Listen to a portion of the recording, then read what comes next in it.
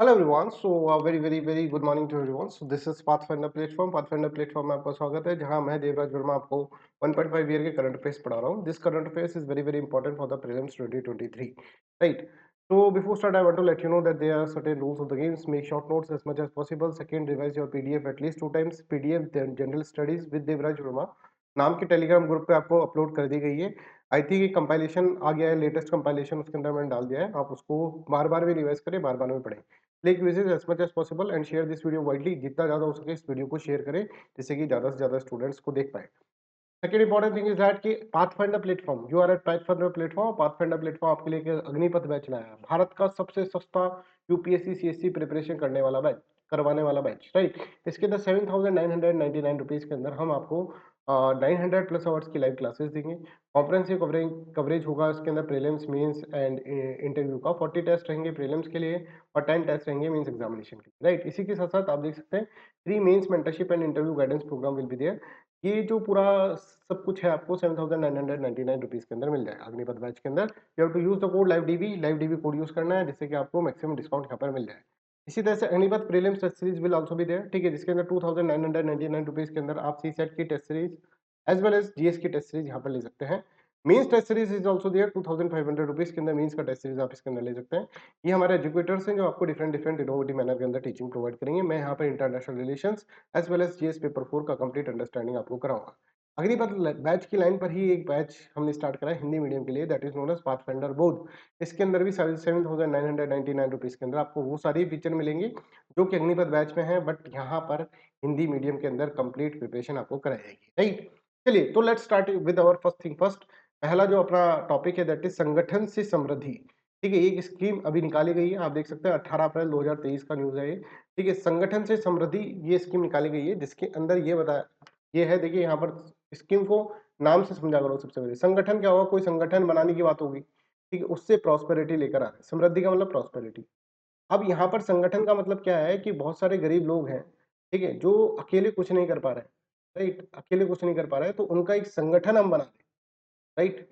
संगठन बना दे जैसे सेल्फ हेल्प ग्रुप्स का संगठन होता है, ठीक है. अगर देखिए देखिए जैसे ये अकेला पर्सन है, अगर ये क्या करें, ये जाए बैंक के अंदर तो बैंक वाला इसको लोन नहीं देगा, समझ में आ रहा है. पर अगर ये सारे के सारे लोग हैं, ठीक है, ये सारे के सारे लोग अगर मिल जाएं और मिलकर एक ग्रुप बना ले और ग्रुप बनाकर फिर लोन के पास जाए तो बैंक इनको क्रेडिट दे देगा. इनका रॉ मटेरियल, कोई बिजनेस स्टार्ट करते हैं मिलकर तो इनको रॉ मटेरियल सप्लायर भी मिल जाएगा, ठीक है. इन सब की एफर्ट से सेल्फ हेल्प, खुद की हेल्प करने वाला ग्रुप सेल्फ हेल्प ग्रुप से बना सकते हैं. तो ये सेल्फ हेल्प ग्रुप बनाने के लिए मोबिलाइज कर रहे हैं लोगों को इसके अंदर संगठन से समृद्धि स्कीम के अंदर. सबसे पहली बात ये है, संगठन का मतलब यहाँ पर है self help group, that is first thing, ठीक है. सेल्फ हेल्प ग्रुप्स को मोबिलाइज करा जा रहा है. दूसरा कि ये रूरल डेवलपमेंट, जो मिनिस्ट्री ऑफ रूरल डेवलपमेंट है उसकी ये स्कीम है. दूसरी आपको बात ये याद रखनी है इसके अंदर. तो यहाँ पर देखिए ministry of rural development recently launch संगठन से समृद्धि स्कीम. और अब ये जो है ये यहाँ पर है कि देखिए एक एक और प्रोग्राम है that is known as Deendayal Antyodaya Yojana, NRLM, ठीक है, और नेशनल रूरल लाइवलीहुड मिशन. ये एक जो प्रोग्राम है, ठीक है, ये खुद एक सेंट्रल स्पॉन्सर्ड प्रोग्राम है, ठीक है. इसके अंदर यही करा जाता है कि लोगों को, जो ऐसे गरीब लोग हैं उनको मिलकर एक तरह से इनका मोबिलाइजेशन करा जाए और ग्रुप्स के अंदर इनको इनके अंदर मोबिलाइजेशन करा जाए और इनको लाइवलीहुड के मल्टीपल डायमेंशंस इसके ऊपर खोले जाए, ठीक है. तो ये वाली जो स्कीम है उसके अंतर्गत ही ये है कि भाई आप जब तक सेल्फ हेल्प ग्रुप्स के अंदर नहीं जाएंगे, जब तक आपकी प्रोस्पेरिटी नहीं होगी, तो समृद्धि से संगठन से समृद्धि स्कीम के अंदर यही है कि एक तरह से आपको ये campaign will be organise in all the state. सभी स्टेट्स के अंदर कैंपेन्स ऑर्गेनाइज कराए जाएंगे with the expectations of forming more than 1 lakh self help groups.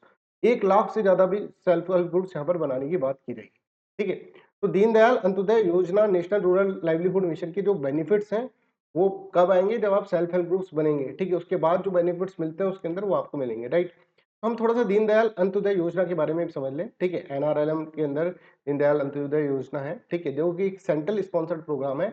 Obviously ministry of rural development की ही ये स्कीम है, 2011 के अंदर ये स्टार्ट करी गई थी, right. It aims to eliminate rural poverty through the promotion of the multiple livelihood. लोगों को ज्यादा से ज्यादा लाइवलीहुड के साधन प्रोवाइड करें and improve access to the financial services. और लोगों के हाथों तक, रूरल पीपल के हाथों तक क्रेडिट पहुंचे, मतलब पैसा पहुंचे, फाइनेंशियल सर्विसेज यहाँ तक पहुंचे.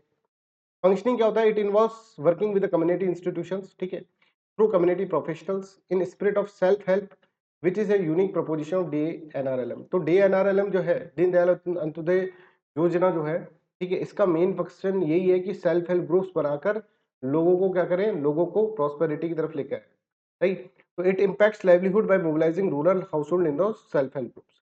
तो आप देख रहे हैं संगठन से समृद्धि स्कीम भी यही है। Organising one women members from each rural community household into the एसएचजीज। कम से कम एक वीमेन जो है वो एसएचजी के अंदर जाए, हर हाउस होल्ड के अंदर से। Providing training and capacity. अब एसएचजीज को ट्रेनिंग एंड कैपेसिटी बिल्ड करे। अब देखो अकेला आदमी जो है उसको डे प्रोग्राम का बेनिफिट नहीं मिल पाएगा दीनदयाल अंत्योदय योजना का, बिकॉज ये सेल्फ हेल्प ग्रुप के लिए, सेल्फ हेल्प ग्रुप की कैपेसिटी। अगर ये सेल्फ हेल्प ग्रुप के अंदर चला जाता है, ठीक है, तो इसको डे एनआरएलएम जो प्रोग्राम है उसका फायदा मिल जाएगा। समझ में आ रहा है, क्योंकि इसकी कैपेसिटी बिल्डिंग हो रहेगी।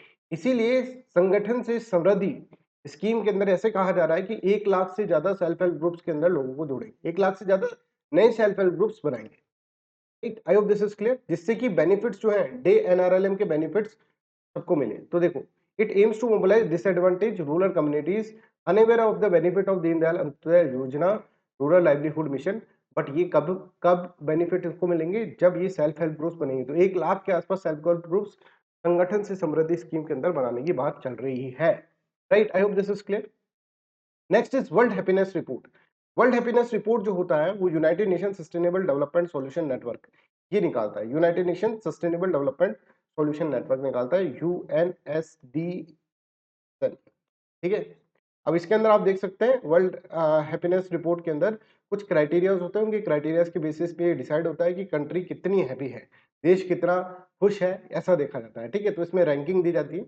आप देखेंगे क्राइटेरिया ये है, एक तो जीडीपी पर कैपिटा, ठीक है, इसका लॉक करके दिया जाता है जिससे कि एक वैल्यू आए जो कि रिलेटेबल हो, ठीक है, रिलेटिव वैल्यू आए। और सोशल सपोर्ट, कितना गवर्नमेंट की तरफ से सोशल सपोर्ट है। Healthy life expectancy at birth कितनी है, ठीक है, वो देखा जाता है। Freedom to make life choices ये कितना है, जेनरोसिटी, और यहाँ पे perception to the perception of corruption. अगर ये सब चीजें क्राइटेरिया हैं, ये अगर आप देखेंगे तो 6 क्राइटेरियाज आर देयर। इन 6 क्राइटेरियाज के बेसिस पे ग्लोबल हैप्पीनेस रिपोर्ट निकाली जाती है। I hope this is clear to everyone. इन 6 क्राइटेरिया के बेसिस पे ग्लोबल हैप्पीनेस रिपोर्ट निकाली जाती है। तो आपसे पूछा जा सकता है ग्लोबल हैप्पीनेस रिपोर्ट जो है उसके अंदर कौन कौन से क्राइटेरिया यूज होते हैं, ठीक है। तो जीडीपी पर कैपिटा आपको याद रखना है, social support, life expectancy, plus आप देखें freedom to make life choices. अगर आपके पास ज्यादा फ्रीडम होगी तो आप ज्यादा आप क्या करेंगे, खुश रहेंगे, ठीक है। अगर आपके पास लाइफ चॉइसेस की फ्रीडम नहीं होगी तो खुश नहीं रहेंगे, ठीक है। सोशल सपोर्ट अच्छा होगा, गवर्नमेंट अगर सोशल सपोर्ट दे रहा है तो ज्यादा सही होगा। लाइफ एक्सपेक्टेंसी अगर ज्यादा होगी तो ज्यादा खुशी होगी, राइट। तो ऐसे देखा जाता है कंट्रीज के अंदर, कंट्रीज के इन 6 क्राइटेरियाज के बेसिस पे कंट्रीज को देखा जाता है, राइट। यहाँ पे देखिए टॉप जो है, top 3 Finland, Denmark and Iceland है, ठीक है। और टॉप लास्ट के अंदर अगर हम देखें तो अफगानिस्तान के अंदर कोई खुशी नहीं, आपको पता है रीजन, लेबनान के अंदर और सीरिया लियोनी के अंदर कोई खुशी यहाँ पर नहीं है, ठीक है। तो ये हैप्पीनेस रिपोर्ट के अंदर सबसे नीचे की पोजीशन में आती है। भारत कौन सी पोजीशन में है भाई, भारत 126वीं पोजीशन में है, ठीक है। अच्छा, टोटल कितनी कंट्री थी, 137 कंट्रीज थी। और आप देखेंगे पिछली बार जो कंट्रीज थी वो 146 कंट्रीज थी और उसमें भारत की रैंकिंग जो थी 136 थी। तो अब हमारी रैंकिंग 126 हो गई, पर यहाँ पर देखिए कंट्रीज भी कम हो गई हैं। पहले 146 कंट्री का कैलकुलेट करा था, अब 137 कंट्रीज का कैलकुलेट करा। आइए अब थोड़ा सा United nation sustainable development solution network के बारे में समझ ले, जो कि ये वर्ल्ड हैप्पीनेस रिपोर्ट को निकालता है। तो देखिए ये 2012 के अंदर लॉन्च हुआ था अंडर यूएन सेक्रेटरी जनरल।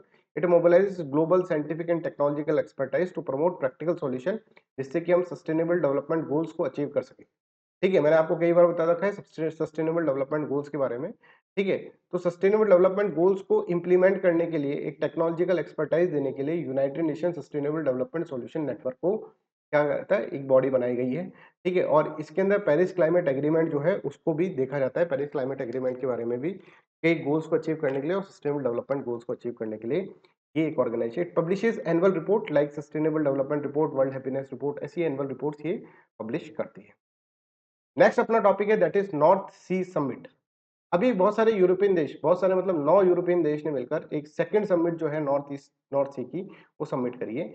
इन समिट का मतलब ये है, देखिए सबसे पहले ये समझिएगा दिस इज सेकंड वन, ठीक है। पहला जो था वो डेनमार्क के अंदर हुआ था और सेकंड समिट जो है नॉर्थ सी समिट वो अभी बेल्जियम के अंदर हुआ है, ठीक है। तो बेल्जियम के अंदर हुआ है सेकंड नॉर्थ सी समिट, ठीक है।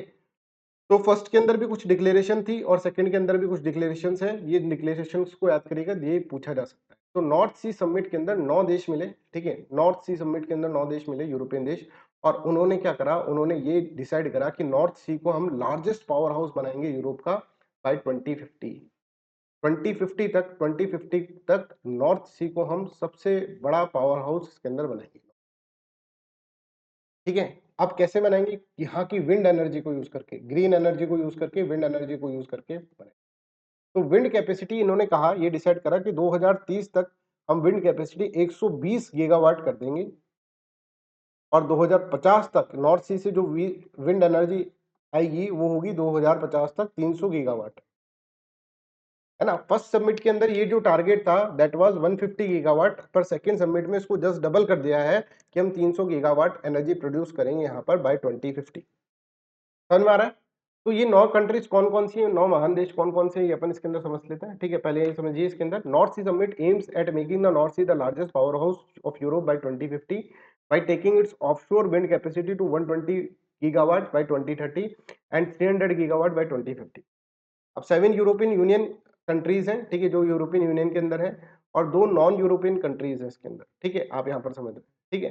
तो 7 यूरोपियन कंट्रीज कौन कौन सी है, Belgium, Denmark, France, Germany, Ireland, Luxembourg, Netherland, ठीक है। ये सारी कंट्रीज जो हैं 7 यूरोपियन कंट्रीज है, और 2 नॉन यूरोपियन कंट्रीज जो है European union countries, that is Norway and United kingdom. Non European Union country, ठीक है, ये सारी यूरोपियन कंट्री है।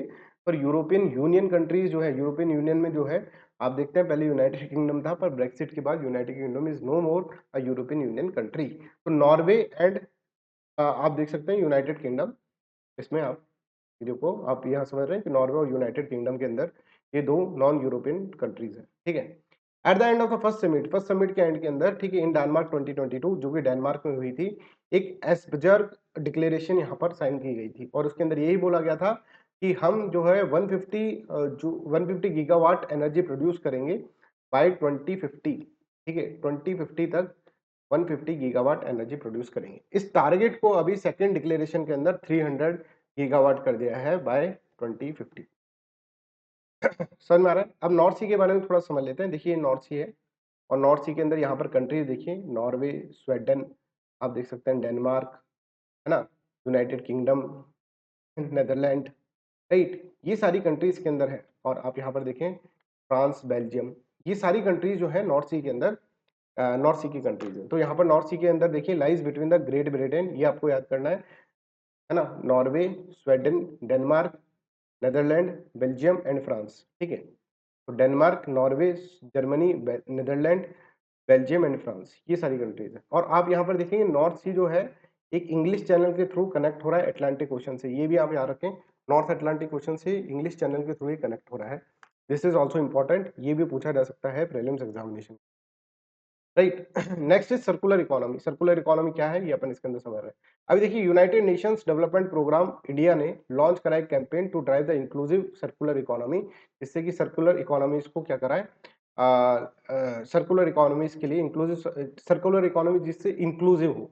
अब क्या होता है सर्कुलर इकोनॉमी, ये हम समझेंगे। फिर इसके अंदर इस यूनाइटेड नेशन डेवलपमेंट प्रोग्राम ने किस तरह से ये लॉन्च कराया कैंपेन, इस कैंपेन के बारे में हम समझेंगे, राइट, किसके साथ मिलकर कराया ये भी हम इसके अंदर समझेंगे। तो देखो सर्कुलर इकोनॉमी का मतलब क्या होता है। मान लीजिए आपने कोई शर्ट पहनी, ठीक है, शर्ट पहनी, और शर्ट पहन के फिर आपकी शर्ट थोड़ी सी पुरानी हुई और आपने उसको फेंक दी, और शर्ट इधर उधर घूम रही है आपकी, ठीक है ना, फेंक दिया आपने, वेस्ट के अंदर फेंक दिया, और फिर जाकर गार्बेज डंप जो होता है वहां पर जाकर ये एक तरह से गार्बेज बन गई, ठीक है। अब ये शर्ट यहाँ पर रहेगी, ठीक? इससे बढ़िया ऐसा हो सकता था कि शर्ट को आप क्या करें, आप अब नई शर्ट खरीदेंगे और नई शर्ट के बाद उस शर्ट का भी यही हाल हो। आप इस शर्ट से क्या कर सकते थे, इस शर्ट्स को रीयूज कर सकते थे, रिसाइकिल कर सकते थे। मतलब इसके अंदर कोई ऐसे बना दे, जैसे अपन देखते हैं कि जो मैट बन जाती है ना, जो पुराने जो लोग होते थे वो शर्ट और ये कपड़ों से मैट बना देते थे, पूरा एक मैट, मतलब कि पूरी गुदड़ी टाइप का बना देते थे, ठीक है, जिसको बिछाकर आप यूज कर सकते हैं, पायदान बना देते थे इन सब कपड़ों से, जो वेस्ट कपड़े होते थे। तो ऐसी जो चीज है कि हम इसको वेस्ट, ऐसे नहीं कि यूज करा और अपन ने फेंक दिया वापस, ठीक है, ऐसा नहीं, रीयूज के बाद फिर वापस रीयूज करें, तो that is known as circular economy. I hope this is clear to everyone. Circular economy का मतलब क्या है। तो सर्कुलर इकोनॉमी का मतलब है कि हमें प्रोडक्ट को रीयूज करना चाहिए, ठीक है। उनको स्क्रैप करना that is not the solution, ठीक है, और नया रिसोर्स खरीद लेना फिर वापस, तो दिस इज नॉट सॉल्यूशन। तो हमको वेस्ट से एनर्जी प्रोड्यूस करनी है, वेस्ट से हमको एक तरह से क्या करना है, हमको प्रोडक्ट प्रोड्यूस करना है, ठीक है, वेस्ट को वेस्ट नहीं होने देना है, तो that is known as circular economy. तो देखो, entails market that give incentive to reuse the product rather than scrapping them and then extracting new sources, ठीक है, रीयूज करो, उनको स्क्रैप ना करके उनको extract and then extracting new resources, उनसे नए रिसोर्स बनाओ। तो जो खराब चीज है, वेस्ट है, उससे नए रिसोर्स बनाने की कावियात जो है, that is known as what, that is known as circular economy. In such an economy all form of the waste such as cloth, scrap metals, obsolete electronics, एक मोबाइल खरीदा, फिर आपने थोड़े दिनों में मॉडल चेंज कर लिया, दूसरा मोबाइल खरीद लिया, फिर तीसरा मोबाइल खरीद लिया, अब ये इलेक्ट्रॉनिक वेस्ट हो गया, दिस इज ई वेस्ट। समझ में आ रहा है? हमारे घर के अंदर हम जो छोटी छोटी चीजें यूज करते हैं, वो क्या होता है, वेस्ट के अंदर कन्वर्ट हो जाता है, राइट, है ना, उसको रीयूज क्योंकि हम नहीं करते हैं। तो all form of the waste such as the cloth, scrap metals and obsolete electronics are return to the economy और यूज्ड मोर एफिशिएंटली, ठीक है। अब देखिए लीनियर इकोनॉमी, लीनियर इकोनॉमी क्या होता है कि आपने रिसोर्स एक्सट्रैक्शन करा, प्रोडक्शन करा, डिस्ट्रीब्यूशन करा, कंजम्पशन करा और फिर वेस्ट के अंदर फेंक दी, शर्ट घूम रही है अब आपकी, ठीक है, वैसा। पर इसके अंदर क्या है, सर्कुलर इकोनॉमी के अंदर आपने प्रोडक्शन करा, डिस्ट्रीब्यूशन करा, कंजम्पशन करा, फिर उसके बाद उसको वापस यूज कर लिया, रीयूज कर लिया या फिर रिपेयर कर लिया, रिसाइकिल कर लिया, फिर रिसाइकलिंग सेक्टर के अंदर डालकर वापस प्रोडक्शन कर दिया एंड सो ऑन। तो जो वेस्ट होगा वो बार बार में यूज किया जा रहा है और सर्कुलर इकोनॉमी के अंदर वेस्ट बनना मुश्किल हो जा रहा है, राइट, और इससे अपन वेस्ट से भी अपन क्या कर रहे हैं, कुछ प्रोडक्ट निकाल दे रहे हैं। अब यहाँ पर न्यूज जो थी वो ये थी कि यूनाइटेड नेशन डेवलपमेंट प्रोग्राम ने एक कैंपेन लॉन्च करा है, ठीक है, to drive inclusive circular economy, जिससे सर्कुलर इकोनॉमी इंक्लूसिव हो, राइट। तो ये क्या है, ये अपन इसके अंदर समझ लेते हैं। It is launch in partnership with the Hindustan Unilever Limited and focus on end to end management of the plastic waste by promoting segregation of the waste at the source and collection of segregated waste. देखिए, जो waste होगा उसको ही segregate कर दें आप, है ना, जब सोर्स से ही सेग्रीगेट करते हैं तो वो ठीक रहता है। नहीं तो आप देखेंगे वेस्ट को, अगर आप देखें जैसे अपन वेस्ट डालते हैं, कचरे की गाड़ी आती है, पूरा का पूरा वेस्ट उठा के उसके अंदर डंप कर देते हैं, अब उसमें से सेलेक्ट करना बहुत मुश्किल हो जाता है। तो सेग्रीगेशन पॉइंट पे, मतलब वेस्ट कलेक्शन पॉइंट पे ही अगर सेग्रीगेट कर दे कि भाई ये ई वेस्ट अलग है, रख दिया, ठीक है, जो सॉलिड वेस्ट है वो अलग रख दिया, लिक्विड वेस्ट अलग रख दिया, ऐसे सेग्रीगेट कर ले, तो collection of segregate waste at source अगर हो जाए तो that will be more beneficial, ठीक है।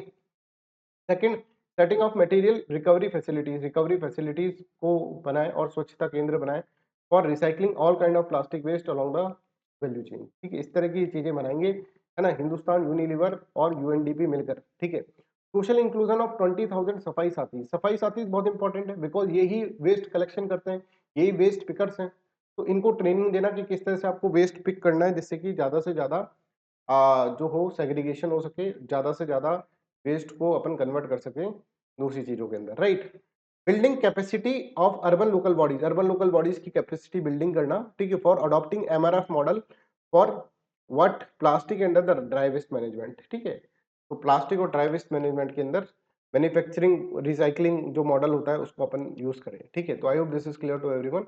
This is about the programme that is launched by the UNDP and the Hindustan Lever Limited, ठीक है, सर्कुलर इकोनॉमी को बढ़ाने के लिए ये जो प्रोग्राम यूज करा था इसके अंदर है, right. I hope this is clear to everyone. This is all about today's class. Thank you so much. Bye bye, take care and